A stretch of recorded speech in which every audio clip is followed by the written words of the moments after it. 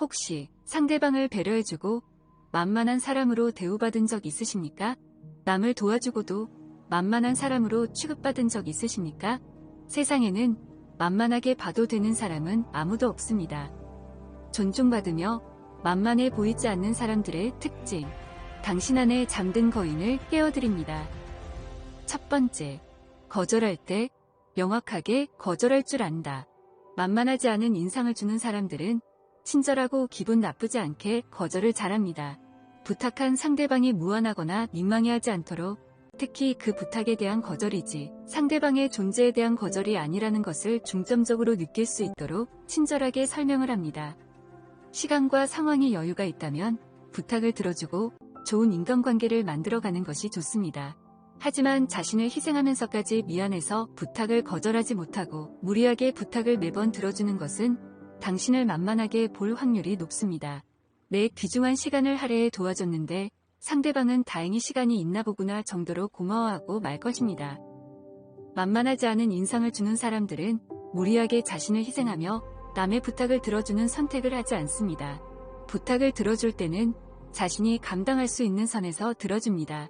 그리고 무리한 부탁은 부드럽게, 분명하게 거절할 줄 압니다. 하지만 거절을 잘 못하는 사람들이 있습니다.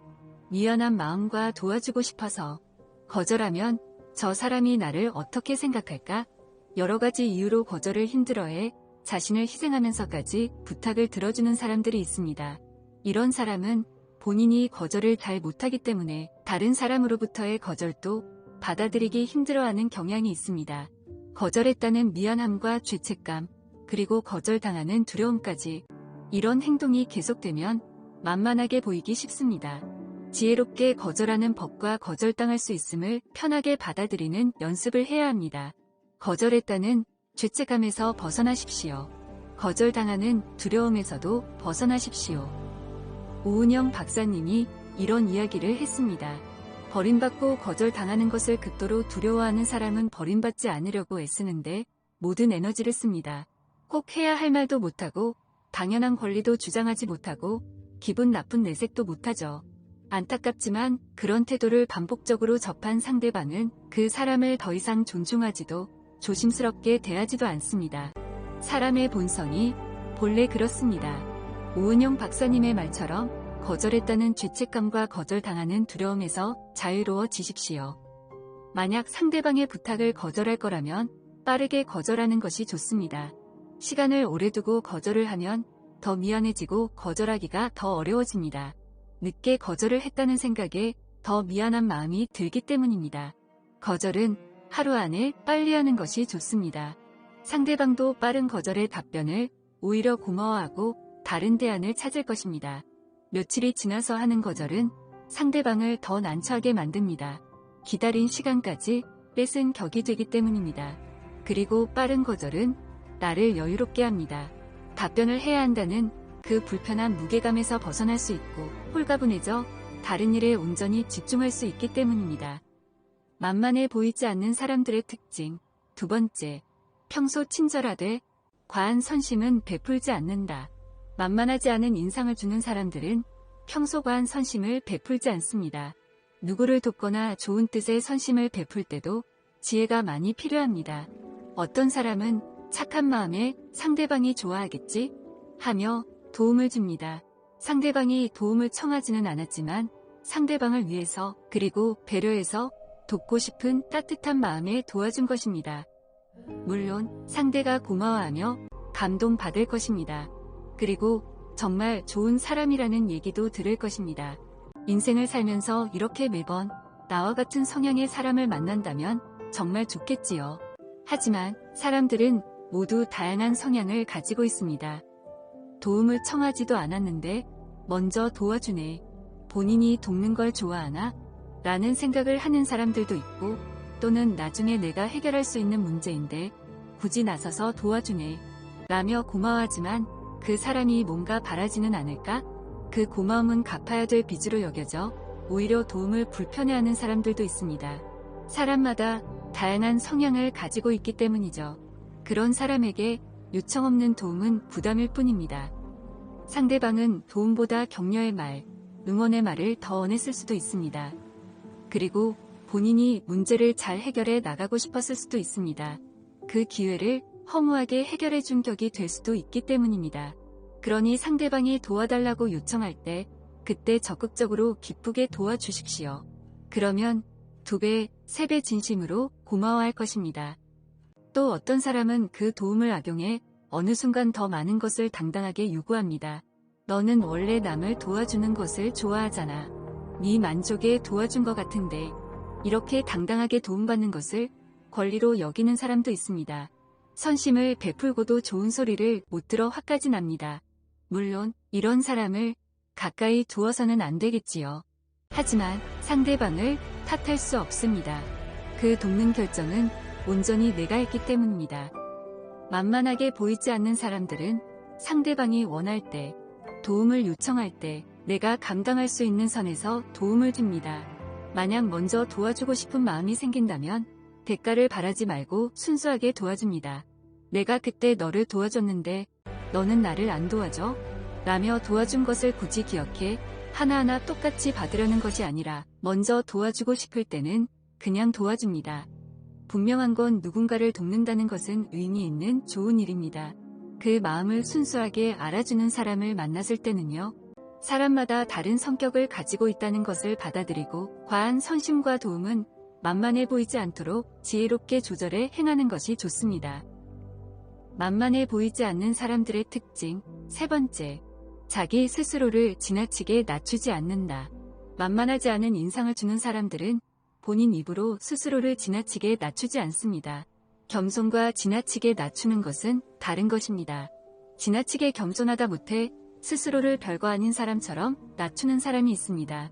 상대방을 편하게 해주고 싶어서 잘못된 겸손에서 나온 것입니다. 하지만 이 행동은 편하고 막대해도 되는 사람으로 여겨지기 쉽기 때문에 조심해야 합니다. 어떤 사람은 당당하게 자신을 존중하며 높이기까지 하는데도 다른 사람으로부터 존중을 받고 어떤 사람은 자신을 낮추며 남을 배려하는데도 오히려 무시를 당하는 경우가 있습니다. 내가 나를 대하듯이 남도 나를 대한다라는 말이 있습니다. 자신을 귀하고 소중하게 대해야 남들도 나를 소중하게 대하는 존재로 여기는 것입니다. 많은 사람들은 스스로 크고 좋은 행운은 나에게 오지 않다고 생각합니다. 그리고 자신의 꿈 또한 이루어질 것을 믿지 못합니다. 본인이 얼마나 열심히 살아왔고 많은 것을 이루었는지 스스로를 칭찬하지 못합니다.